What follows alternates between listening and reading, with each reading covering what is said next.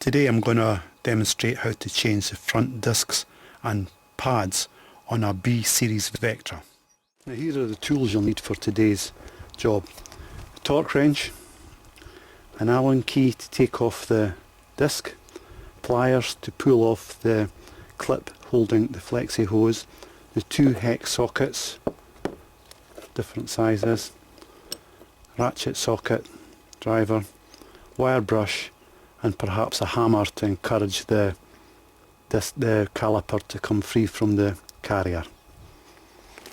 This is the bottom bolt that holds the caliper mounting bracket to the hub. There are two of these, one down here at the bottom and one further up. And this is how the hex socket fits in to loosen it from the back, one at the top and one at the bottom. There are also two similar bolts holding the caliper in place, covered by these little black covers, so you just take these covers off, and although a smaller but similar type of socket will take these out. Okay, here's the disc we're going to replace today, the front disc brake.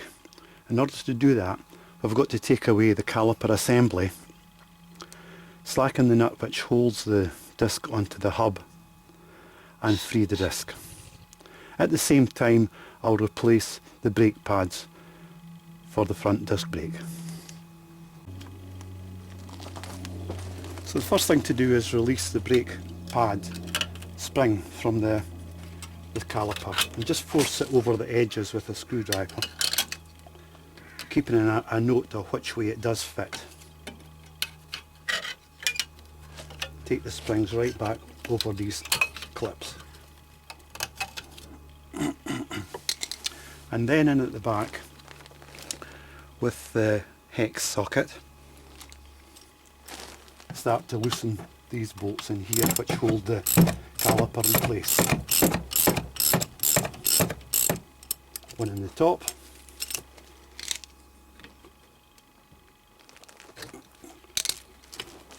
take the black cap off the one in the bottom and loosen it too, and take these bolts right out. Because the caliper itself is going to swing back, it's quite a good idea to remove this little clip which holds the hydraulic hose in place and free the hose from the carrier. You'll find it comes out with the back pad intact. Lay it on something where it's not going to strain the hose, and you can remove the front pad from here. Again, and at the back you need to remove this carrier here.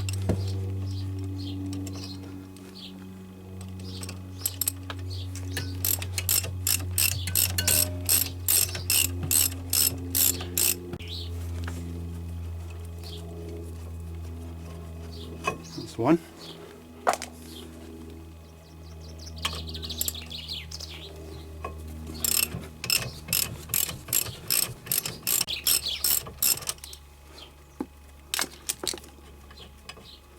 The second one, and the carrier will just come away quite freely. Next thing to do is remove the disc by undoing the little Allen key from here.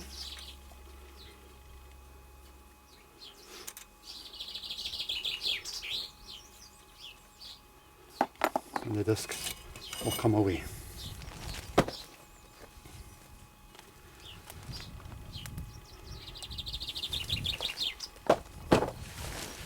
Now, quite an important job now, before you put the new disc back on, is to clean up the back area where the disc mounts onto the hub, because any pieces of grit or rust would throw your disc out of true and cause you lots of problems. So clean it with a wire brush. I'm now ready to put the new disc back on, but before you put the disc onto the hub, make sure you thoroughly degrease the back, because when they come they're coated with an oil to stop them rusting, so thoroughly degrease them. But it just quite simply slips on to the hub, line up a little hole for the Allen key, making sure that the bolt nuts line in too, and put this back in.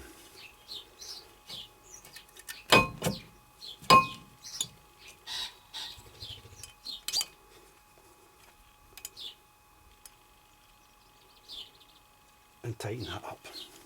So that's the disc on now. We can now put the bracket back on, which holds the caliper in place with the two bolts that came out.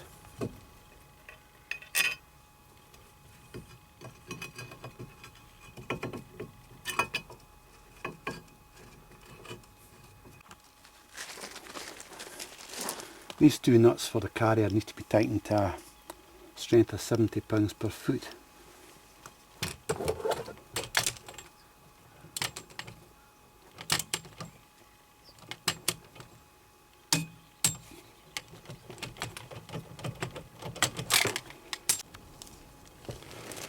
And that's these carrier torqued up to the correct pressure. The next thing to do is to change over the brake pads. So the inner one, which is fixed to the caliper, you can see it here, it just levers out. It's on a clip. And the new one goes back in the same way. And the outer pad, it just goes into the carrier itself, this way.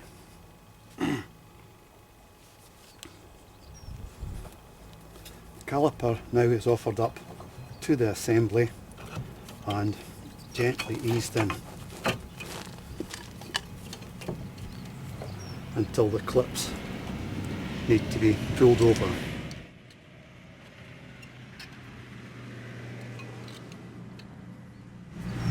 From there, it's the little bolts that go in at the back. The top one and the bottom one.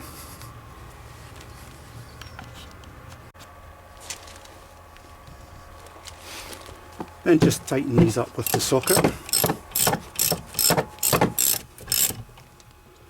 These need to be tightened up to a strength of 22 pounds per foot, so check those also with your torque wrench. And put the little black caps back into these slider holes.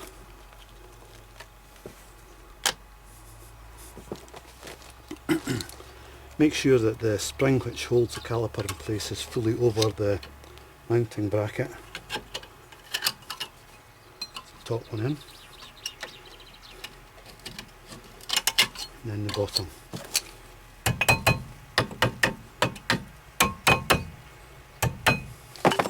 Make sure that the top piece is over this bracket, top and bottom, and the centre ones are behind those little lugs. Put the hydraulic hose back into place.